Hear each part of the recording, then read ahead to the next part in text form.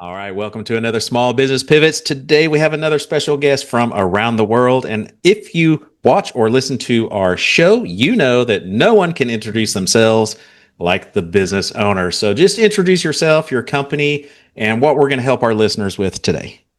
Absolutely. Thank you so much for having me. I'm obsessed with business and cannot wait to chat with you. Awesome. My name is Allison Bridges. I'm the founder of Experts Only. We're a full service boutique firm, and I also own a children's athletics franchise as well. And over the last 20 years and 46,000 hours, I have learned so much about taking the time to create the systems to get ahead in your business later on. And we're going to discuss today, again, that's one of my favorite topics, how to actually optimize, put those in place, and why you shouldn't feel like you're behind while you're working on those systems. This is going to be incredible. And for the business owner that we just had a coaching session with this morning, I hope you're watching the show because we were just talking about systems and the benefit and how do I find time to actually do them and everything. But first, we're going to introduce the show and we'll be right back. Welcome to Small Business Pivots, a podcast produced for small business owners. I'm your host, Michael Morrison, founder and CEO of Boss, where we make business ownership simplified for success. Our business is helping yours grow. Boss offers business loans with business coaching support. Apply in minutes and get approved and funded in as little as 24 to 48 hours at businessownershipsimplified.com. All right, welcome back to Small Business Pivots. Systems is my jam. Everybody knows that knows me. Where do we even start? I mean, you've got 46,000 hours. I'm sure you've got just a couple of insights. Just for you. So let's start with kind of maybe your upbringing a little bit, because I know as a business owner, we didn't come out the womb as an entrepreneur. There was something that triggered us to do that. Yeah. And I find with most business owners that we work with, as a business coach, they're either running from something or running to something. So kind of what was your upbringing like so people can be relatable to your story? Yeah, absolutely. I always say I've been a serial entrepreneur since I was like 10 years old. I used my form of creativity, ironically, was creating these like clubs and businesses. I literally have a tape of me doing what now is a podcast to my stuffed animals back in the day. So I think I'm just, it's very, very funny because I look back and I'm like, wow, like if only you created that, you would have been so ahead of the times. But I very much used, I think, creation as a way to just kind of escape reality a little bit. That was my thing. Everyone has theirs. I spent a lot of time in athletics, so was a multi-sport athlete. And I think that one of the first things that I realized was the correlations between everyone having a job on the court, no matter what it was. And I had a really great understanding of that being in sports. There's so many correlations with the two.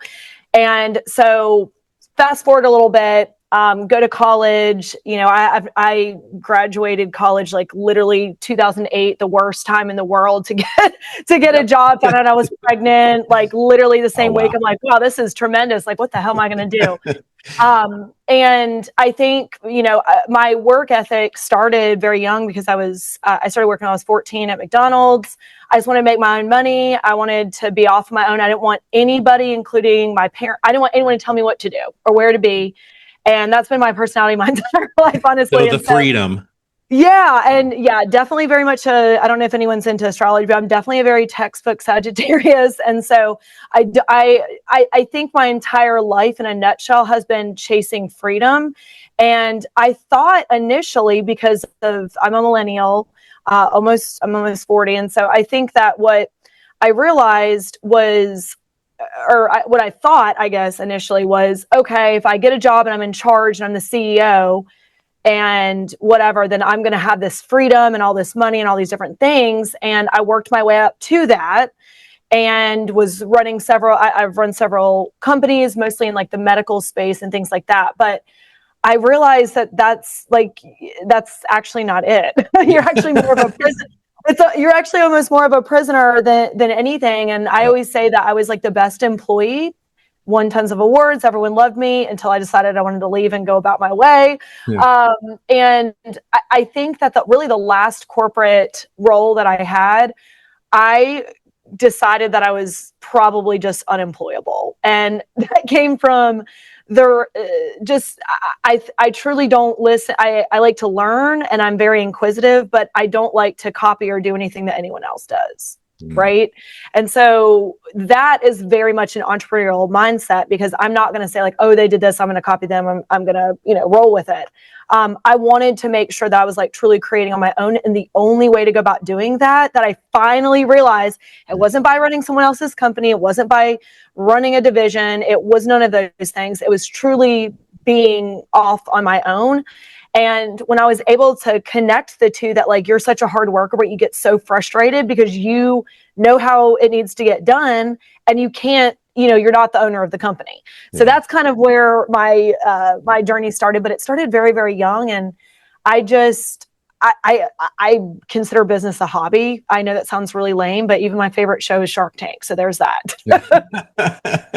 Well, so you don't like barriers. And oh my goodness, don't even get me started. Entrepreneurs, that's one of our favorite things. And for those that are considering, I know we have some listeners that just haven't quite pulled the plug yet. They want to be an entrepreneur. And for those listeners out there like that, I want you to hear that you weren't chasing the money. Most entrepreneurs don't. So if it's only for the money, you're probably not going to go as far as you could. It's got to be for that freedom, the experience, the making choices of your time.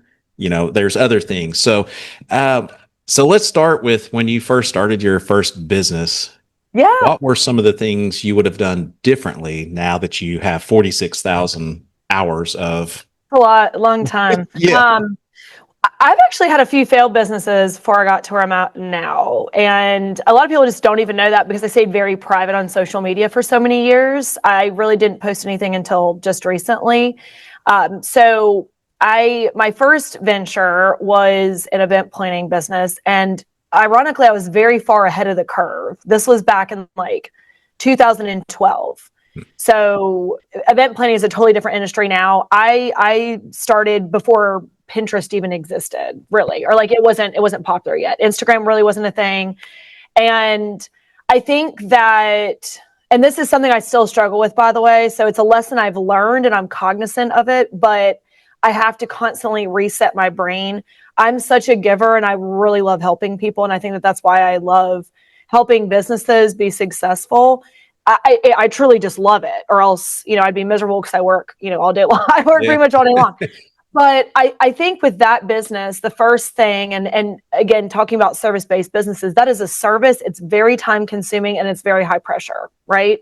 Which a lot of businesses are. So what I realized was I was 100% the business. It was 100% not scalable, because if I'm the person that's doing X, Y, Z and they want me, I can never really truly step away from that. And this was before personal branding as well, and before all these resources we have, right? So I didn't want to spend every single weekend away. Like at the time I had 2 young children, I'm married. It's like, I don't want to go do any of these things. I actually hate this. And I don't like to be told where I need to be at any given time, unless it's something I really want to do. So I think for that, I learned the importance of creating a business that works for you, that isn't you. And I identified that so early and was able to help I worked with a lot of doctors, and a lot of times the doctor was the business. And that's very, very difficult to change the model, but I've been very successful in doing that. So I'd say overall, the lesson is you cannot be the business. It is not scalable if you are the business. And so you have to take yourself and place your personal brand as one thing. And that's how you're showing up. That's how you're talking. That's podcasting. It's, speaking, whatever it is. And then you also have to create everything in the background that runs. So you could literally take it and hand it to someone and say, all right, so you do this first, second, third, fourth, and fifth. And I just wasn't aware of how to do that yet. I hadn't been exposed to it. There's no entrepreneurs in my family but me, so I kind of was like, what do I do? Yeah, we both kind of wear that patch. I believe I was one of the very rare entrepreneurs in my family as well. But there Yeah. was something you said that was interesting there that I want our listeners to hear. What Okay. you were kind of saying, it sounds like, is in the event space when it was just you were trading time for money. Well, guess I what, was. people? There's only so much time in a day. So if you have a Yep. business that you are the business, and you're wanting to hit, 10 million, Burnout. whatever, you're going to burn out because you're working all hours and you're really never going to scale it because Yeah. there's not enough time. You're you're so very correct. And it's the words that you mentioned. I think like we should take a second really to dissect them because they're so powerful and there's so much meaning behind them both. But unfortunately, with ChatGPT and everyone in America starting a business from Yeah, ChatGPT and right. Canva and whatever, I feel like you see those words and you don't really know necessarily what it means, right? So what does scale really mean? What does burnout actually Yeah. mean? And I think for me, burnout, you have to identify what it looks like. I start getting angry. Like I actually get angry and everything that happens, I'm just mad at. Like I can go to the gas station and be mad at the gas pump, like stupid stuff like that. And so when I step into that, I know I'm out of alignment and I know that I'm doing something within my business that is frustrating me and I really need to figure out, or even within my role in corporate, and I need to figure out like what that is and I need to solve for X. So I think that what burnout means is like when you feel that sensation in your body that's like, I don't want to do this. I do not want to do this. To me, that's what burnout is. It's not staying up too late because there's plenty of times I've been happy as all get out to stay up Yeah. all night long. You know what I mean? So Yeah. I think that we see things like this online and it's like every single person's different and how they want to operate as a human, it's all different. Some nights I love to stay up all night because it's peace and quiet. My kids aren't, awake. Sometimes I like to get up at 4 a.m. on a Saturday. Sometimes I like to go to my workout in the middle of the day. I think truly like all of those things could be identified as burnout in some way if you told a story around it. So I think that you really have to sit with yourself as a business owner and say like, number one, what do I want to do every single day? Like, what is it? Is it, I want to make sure I can take my dogs to the dog park. Okay, write that down. Like, write literally every single thing that would fill your cup up every single day first. And then in the gaps where you don't have something, that's where you fill in your business. And if the business that you have doesn't fit into that, it's probably not going to work for you at some point because you're going to have the push and pull. Like, I don't mind working all day as long as I can get to my daughter's volleyball game, my son's baseball. I don't care. That burnout to me is when someone's calling me and being like, Allison, Allison, Allison, and I'm trying to watch a game. Or do you see what I'm saying? Yeah. So I think we have to really identify what burnout is, and no one's doing a good job of that right now because we're just recycling content. That's a conversation for another day. Very well And said. yeah, Build your business around your life, yeah, yep, right? absolutely. Make sure it Um, fits the mold. Yeah, and definitely very long-winded there, but I feel like you have to really think, like use my examples to think. Like think for yourself. Don't Yeah. think for the thought leader on social media. Like think for yourself because everyone's different. You don't have to get up at 4 a.m. to be successful. But if you feel like doing that one day and you feel good about it, then by all means go for it. I think the other thing is from a scaling standpoint, it's like if I went, like my best question to answer that is like, if I decided I wanted to go to Jamaica for 30 days, what happens? Like what happens to the business? Do I have money coming in? Do I have a recurring revenue stream? Does my lead system, is it on autopilot? Is it automated? Is there an AI bot available to answer questions? Do I have an employee that I can trust? And, employees are becoming less and less scalable too. So it really starts from the foundation of like, what things can you automate? And like, you've got to spend all your time doing that. Like, soon as you get done listening to this. Yes. Actually. Yeah. Well, follow you first and then, Yeah. Yeah, for sure. yeah, well, that's powerful. And you said another word in there. I guess we could play on power words for a second because you said another word, success. So just like burnout is different and unique to each person, so is success. For some Yep. people, they may feel successful just being able to go to the dog park. Money is really not the issue, or going to watch their kids. And for another person, that success could be $10 million or a quality of life, a different, going to Jamaica, going to these different places, traveling the world. So, there are a lot of buzzwords that I feel like influencers have put limitations on, or if Yes, were to be success, this is what it looks like, and you're not successful if it's absolutely. not. Choose your own lane, right? And Yep. stay with it. That's so powerful. Well, when you started or got out of the event business, then did you find a business that fit the mold, or did you No, still have to so learn I that? had this whole dream, and this is the trap that I got into. And I'm going to be super honest with you. It was a rough trap. I mean, I started that business because I hate working for people. There's no other way to put it. I really just don't like to do it. And so I wanted to be off on my own, and I knew I could be, but there just weren't resources that like, I don't even think business coaches existed. Like, I really don't, I don't really know what existed at that time, because I just know I didn't have anything other than my brain. And I didn't know enough because I hadn't been through enough. And you talk about, I'll answer your question, but you talk about trading time for money.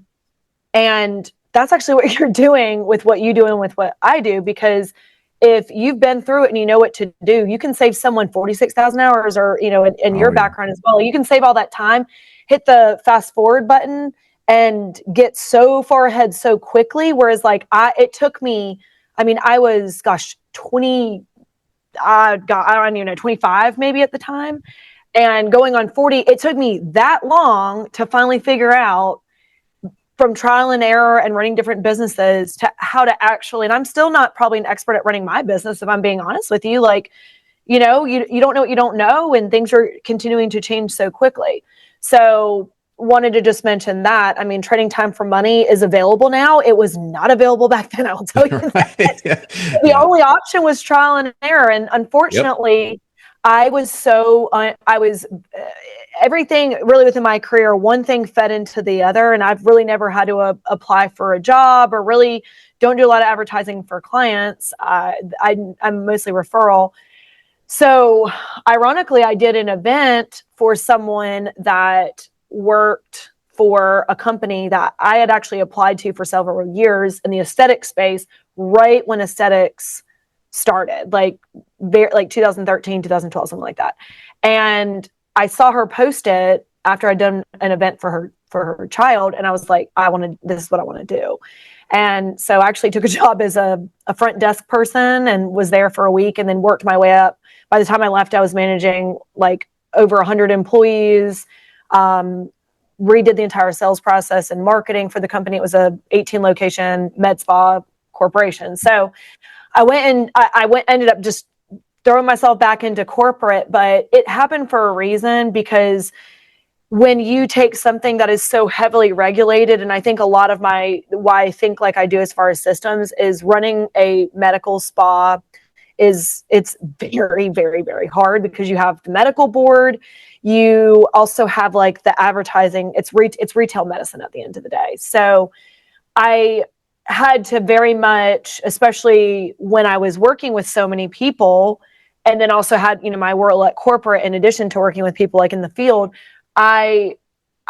there really was no other option but to have the checks and balances. And that's honestly where I learned a lot. And I took that knowledge and I just applied it to every industry because I work in all different types of industries now, but I just applied all of that to all these different industries. And even though maybe, I have a construction company right now, I wouldn't be like, oh, you need to review charts and you need to have 3 people sign off on it, because obviously that's not relevant, but you can take that same system and plug it into that business.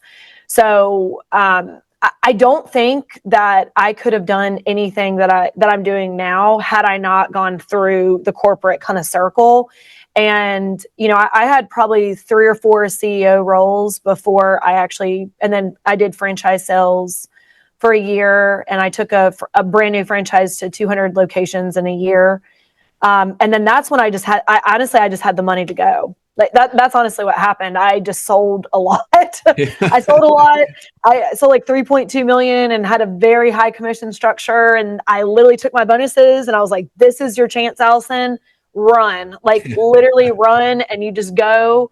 And that's when I bought my franchise that I have. And so it took much longer. But for anyone listening, like, when you're done with something, and when it's your time to go, and when you're ready to go off on your own. And I don't think that I could do what I do now had I not gone through a lot of those different things, because there's almost nothing I haven't been through. Yeah. Like you see a lot when you're in charge, and you can't unsee that. But I went back into corporate America, and then finally, I told my husband, like, sometimes he's like, why don't you just go get a 9 to 5 and you don't have to work all day. And I'm like, that I would rather die actually than do that. And I know that for certain now, but if you went back 5 years, I didn't know that. Because I didn't know what I didn't know.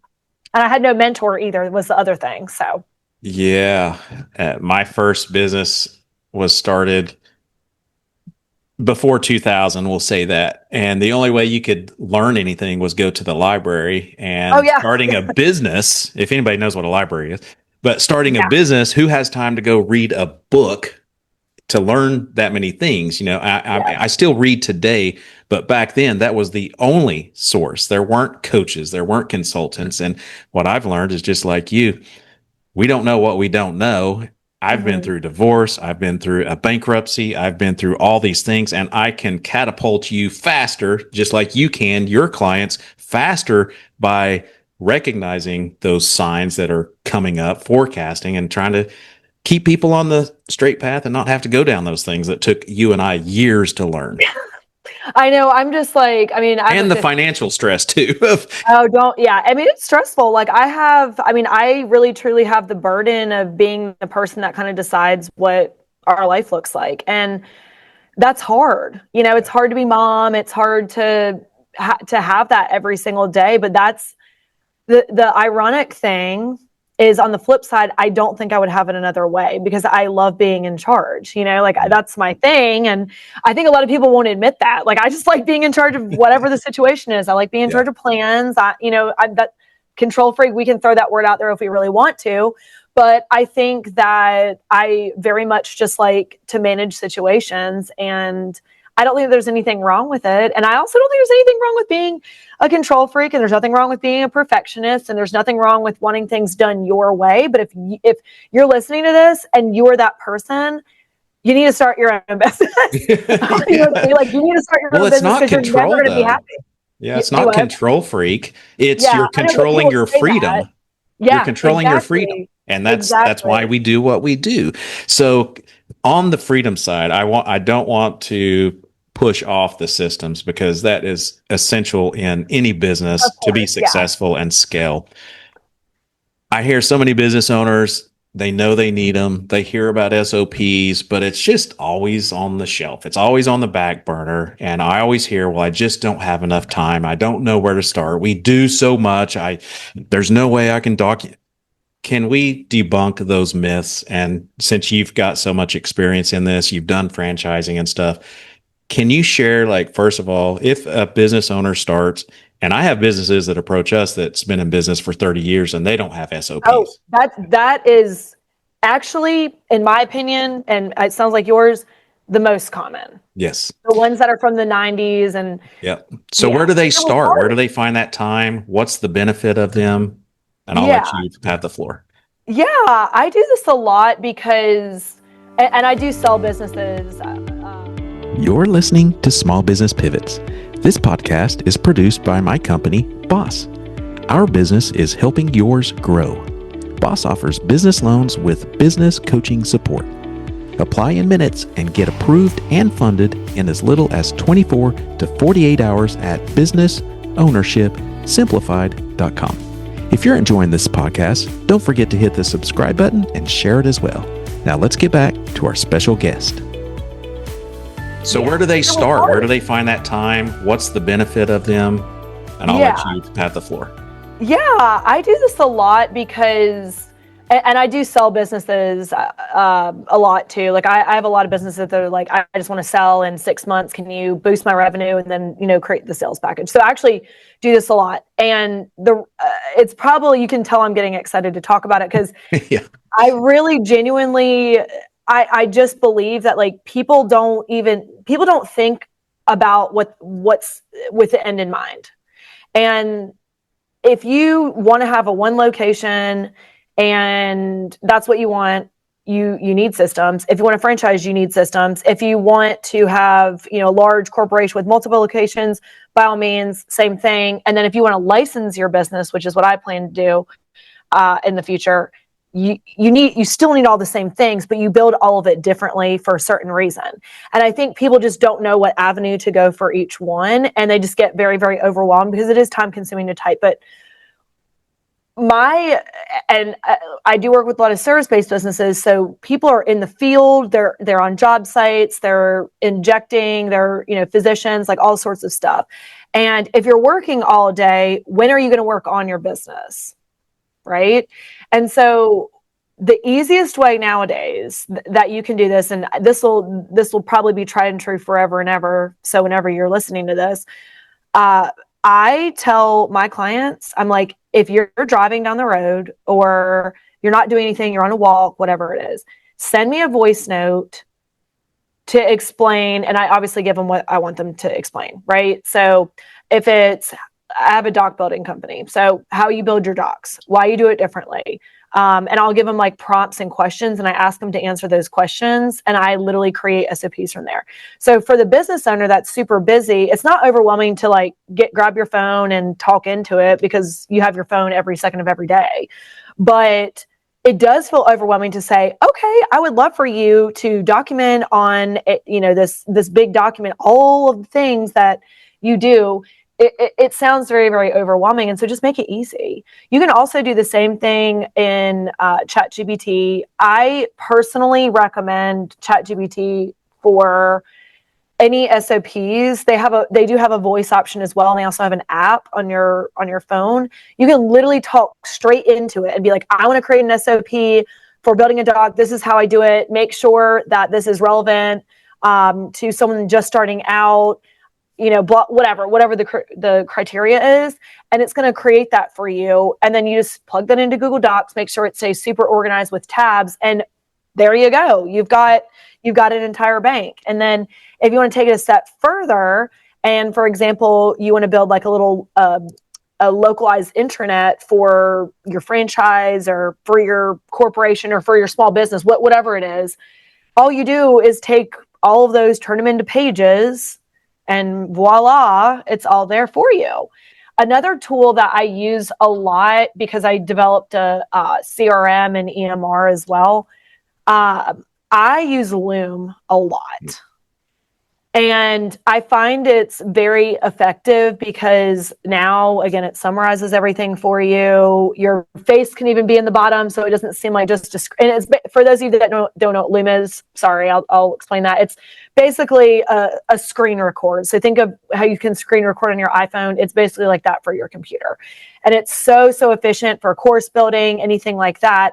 And you sit down and do something that you're already doing and be like, oh, let me bring up Loom and let me, go ahead and save this. And you can actually create an entire SOP bank in Loom. And then that way, if you hire a new employee, one of my biggest issues before all these things were available was, again, if you're in charge of everything, right? So me hiring an assistant, a new office manager, like I would get so much anxiety because, so I know, trust me, I've been there. I would get so much anxiety because I'm like, okay, nothing's in place yet. I'm in charge of putting these things in place. But in order for me to have the time to put the things in place, this person needs to know what to do. So I have to train them. And so that takes me out of my workday. And that's tried and true for any business. It's like a push and pull of time. So it's almost like before you're hiring somebody, go ahead and get those things in place, because don't assume that you're going to have a forever employee. Right. Like most likely you're not going to have a forever employee. I don't think that anyone is going to be an employee in the next 5 years. I think we'll all be freelancers.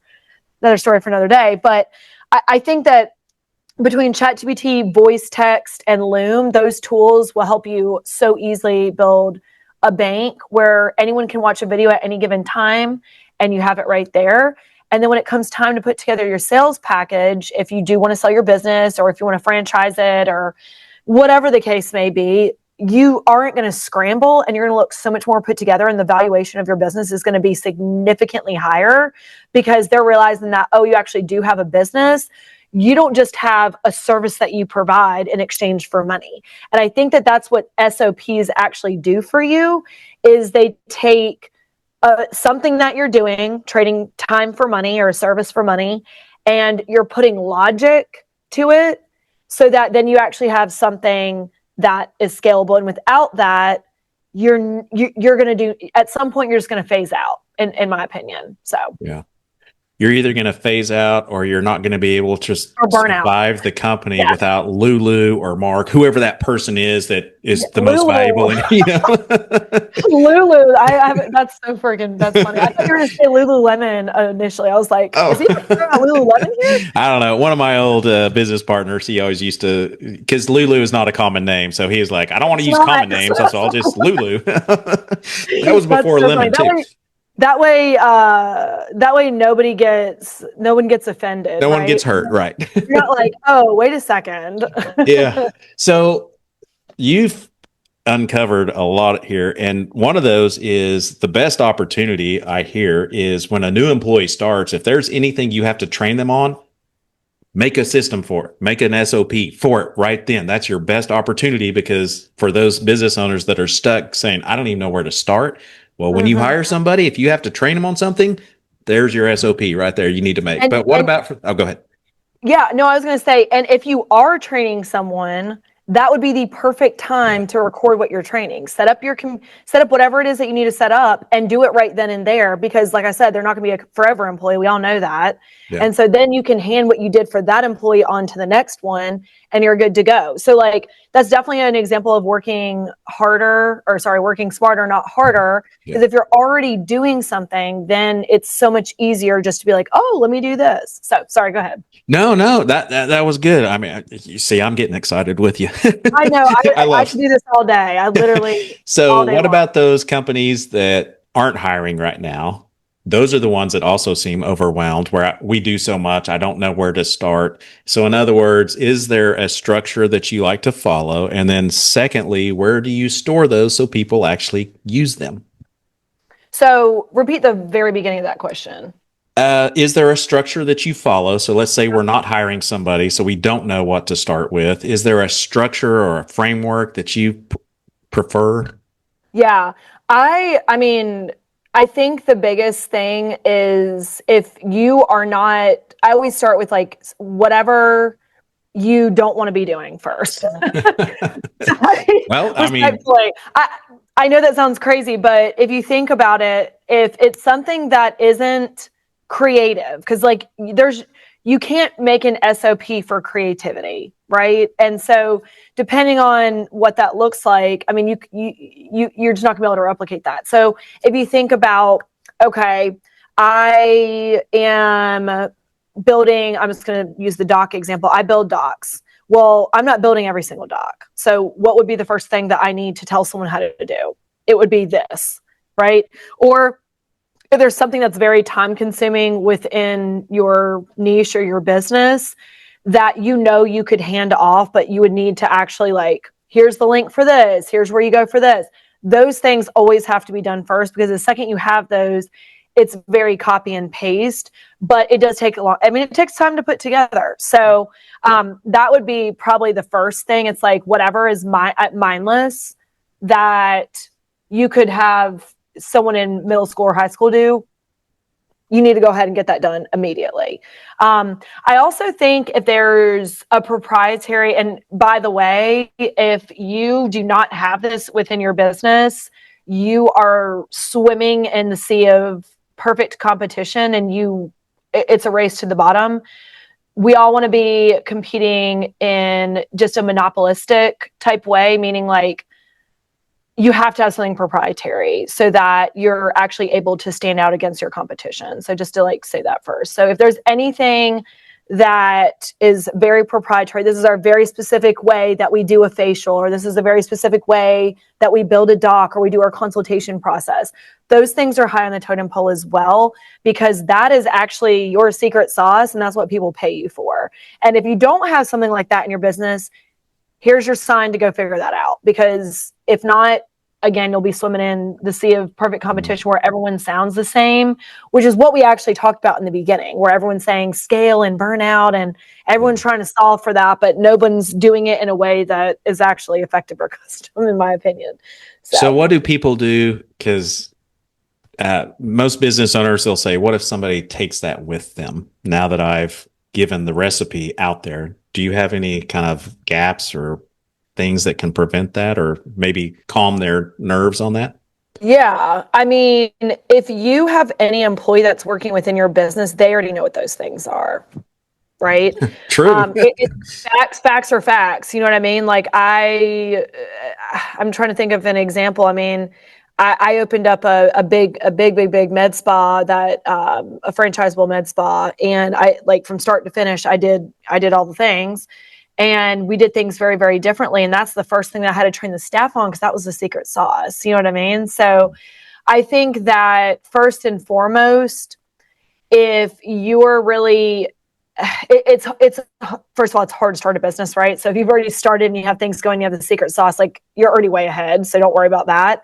But I also think that by making your employees, if it's that type of situation, really a part of the business and a part of the changes in the business, I think that they'll stay with you a lot longer too. And there's also a lot of like profit sharing options and things like that. But to an extent, every single person and every single business that exists right now has some piece of something that they learned somewhere else that they put somewhere else. Right. But that doesn't mean that one business is going to be more successful than the other, because everything revolves around, like, who are your employees? What is your branding? What does your visibility look like? How are people finding you? Are you showing up on social media?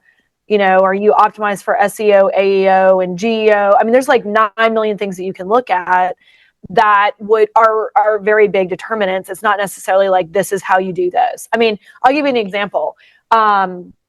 This is a really good example, actually. I'm really excited to tell you. I get so excited. I have a good example. Anticipation here. Oh yeah, I know. I'm building it up right now. So Oreo, who's had an Oreo? Everybody. I freaking love Oreos. So Oreo was actually, there was a different company that made the Oreo cookie first. No one's ever heard of it. And I actually can't even remember the name of it, because I've never seen them in my entire life until, I was reading up on it. And what was the difference? Was it the icing in the middle? Was it the cookie? No, it was literally exactly the same thing, tasted the same.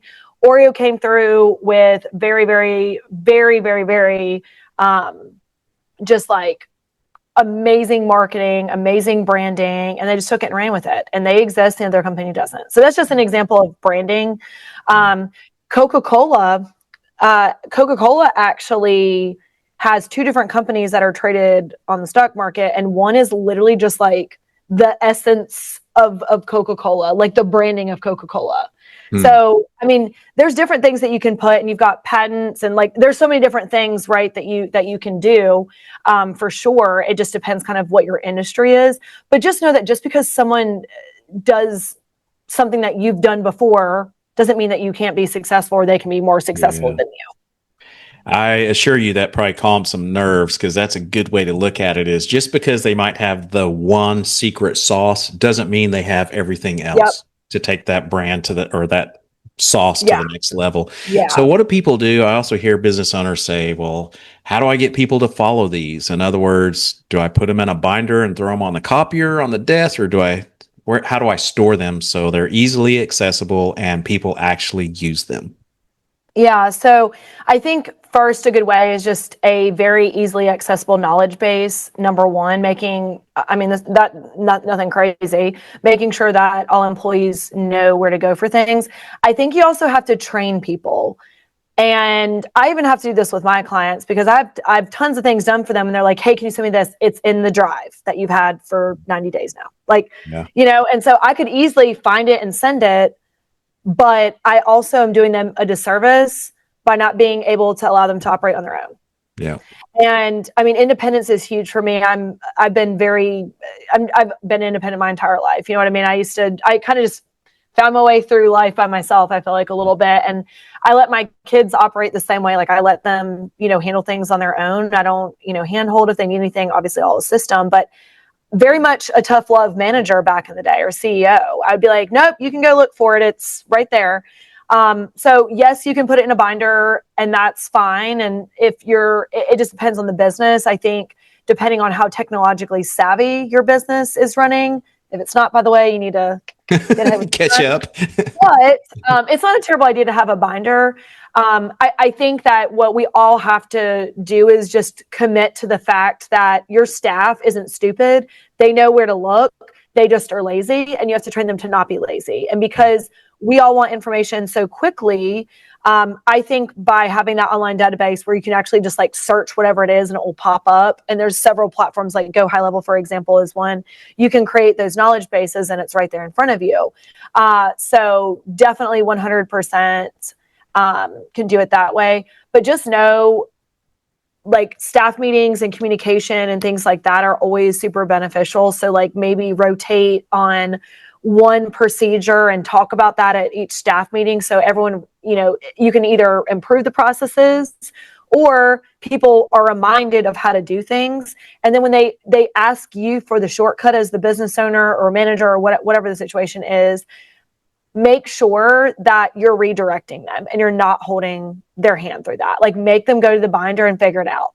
Yeah. And I would always say, I can tell you how to do that, but I would be doing you a disservice to your professional development if I gave you the shortcut. So you go figure out how to use it and then come back to me and, tell me what you learned. So. No, that's a great point. I used to tell my kids when they were growing up, when they were smaller, if it wasn't a moral issue or ethical issue, I would tell them, if they'd ask a question, I'd say, Google it. In other words, find the information. Here's the tool. Here's the resource. You find it. And now they're independent. That's how I've learned pretty much everything that I know. I'm very much an expert in trial and error, but I think because I failed so many times, and I've won a lot too, right? But I think because I've failed so many times, I know what not to do. Like, I've made a lot of mistakes, but I always say, and I even would tell my employees that everyone would always, employees now, but then also employees when I was in corporate America, everyone would always come telling themselves to me. I just created that culture where I never had to pry. Nothing was ever a secret. People would come to me and be like, Allison, I did this. And they knew I would coach them through it. And my first thing would always be like, congratulations, you have learned something today. It's totally fine. Everything's fixable, but just don't ever do it again and learn from it. Turn your L's into lessons, So I think that, and actually, when there's a mistake, that's actually an opportunity to create a system around it. Another valid and most point. of the SOPs I do now, especially for med spas, because I ran them for 15 years. And I've done a lot of startups there. I think that was the first thing. Like, almost all of my SOPs are mistakes that people have made. But had I not done it and seen it, I wouldn't have been able to solve the problem. So I think too, if you're just starting out, because I know some people have been in business, you said, for 30 years. Some people are like, I want to become an entrepreneur, and everyone's in different seasons. But if you think about a special skill you have or business that you want to start, really what you should be doing is sitting and thinking okay, what is everything that could go wrong in this situation? What could go wrong with the client? What could go wrong with the process? And you literally solve for X before it's even a problem, and then tweak it if it ever, doesn't work out. I think what everyone does, and it's funny because our brains are mostly negative, but a lot of times when we think about, how something's going to go, we do assume that it's going to go well, especially in business. And I guess in my opinion, I'm like, oh, this client's going to be great, and we're going to do this, and this. But I actually think you need to reverse it and say, what could go bad in this situation, and just make sure that isn't a thing ever. That's called being proactive, people. Proactive. My favorite word. I try not to use, I explain more than use words, because I feel like I see them online so much now. I'm like, But now when you see proactive online, you Yes. know what that means because we just actually talked about it. Exactly. Well, Allison, it's obvious that you know your stuff, and I assure you that you've got the ears of so many people. They probably want to learn more insights and tips. Where can they do that? Where can they find you? Yeah, I'm most active on Instagram, I'd say Allison M. Bridges. And I am definitely big on AI, and you might get my AI bot sometimes when you message me, but I do always check direct messages and inquiries and things like that. So if you need any sort of help with anything, obviously would love just to give you tips and tricks. And that's mostly what my Instagram's focused on too, is just free resources. I think that definitely a little bit on the Alex Hormozy train in terms of just like giving away free knowledge, because I really do want everybody to win. So that's for the free knowledge. Tell us about your business where they can pay you. Yeah, so I have three different options. I have like a full service build where I basically either flip or start your business, and it's all done within 90 days. So that's anything from like CRM, automations, mini chat, anything AI bot related, website, logo, you name it. It is all full service, just need about an hour of your time a week. I also am launching the next week Founders Circle, which is a done with you lower ticket option. It's like $79 a month or something like that. And each week we do a workshop and work on a part of your business. And I don't know that exists anywhere, which is why I built it. I really feel like people need the opportunity to take at least 1 hour a week and work on their business so that we can get things like this done. And it just keeps you on track. So it's not like as much of a coaching session as it is coaching and doing at the same time. And then we also have experts only mini. And basically what that is if you just need like to pull a solution off the shelf, we turn around most of those in about a week. So that could be anything from an AI bot to, I bring up ManyChat a lot because ManyChat's great for service-based providers, and especially if you need to book and things like that. So really anything, a logo, website, automations, you name it. And is this all on your expertsonlyconsulting.com? Yes, it is. And then your personal website, AllisonMBridges.com. What can they find there? Yeah, so I just recently launched that. I haven't actually even publicly thrown that out there yet, but for that, you heard it here first, people. Yeah, like actually breaking news.